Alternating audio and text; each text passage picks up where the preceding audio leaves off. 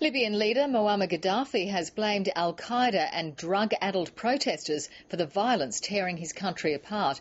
There are new reports of heavy fighting, especially around the capital Tripoli. The ABC's Ben Knight is on the Egyptian-Libyan border, where thousands of people are fleeing the violence. Suddenly, this quiet corner of Egypt has become one of the busiest border crossings in the world. And it's not just people fleeing Libya. There were massive lines of cars trying to get into the country as well, carrying food and medical supplies to the cities holding out against the Gaddafi forces. These people are afraid, but they're going in anyway. It's crazy. It's killing his people. God help them.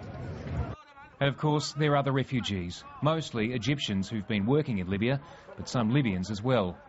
This is a huge operation being run by the Egyptian army, who are struggling to cope with a stream of people around the clock. They're coming through with whatever they can carry, as hundreds of vans and buses wait to load up and ferry them away. Well, this is an absolutely desolate border crossing. It's cold, the desert is blowing in a dust storm, and these people still have hours to go before they get to the next major town. But at least they're out of Libya.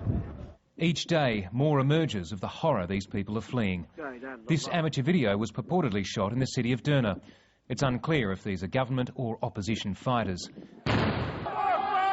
But there's no doubt that deadly force is being used on both sides and that the fighting has been intense. This is the hospital in the opposition-held city of Benghazi, and these are the bodies of suspected mercenary soldiers. This is now a nation divided literally down the middle. In the east, the army have abandoned their posts or joined the opposition. Some of their weapons are in the hands of civilians who are preparing for a counterattack.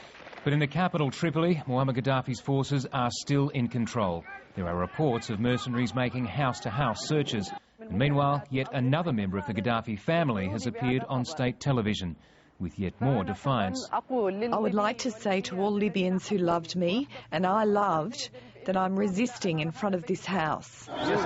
Despite the hopes of the opposition, this is far from being over yet. Ben Knight, ABC News, on the Egypt-Libya border.